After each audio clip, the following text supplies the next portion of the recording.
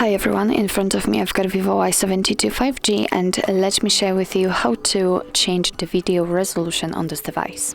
So first of all, let's enter the camera app, and right now we are on the standard photo mode. You can switch to the video one or keep it on the photo and simply enter the settings. I will switch to the video, so let me tap on this option, and since you can see this orange circle actually inside the shutter button, it means that for sure you're on the video mode.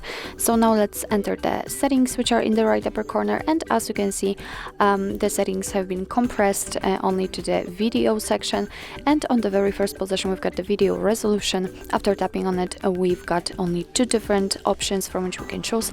So right now we've got 1080p resolution option applied because it is marked, but we can set 720p just by tapping on it, and let me do it, and as you can see, it is immediately notified right here. So it means that from now on your device will record videos in chosen resolution, but I highly recommend to keep this option.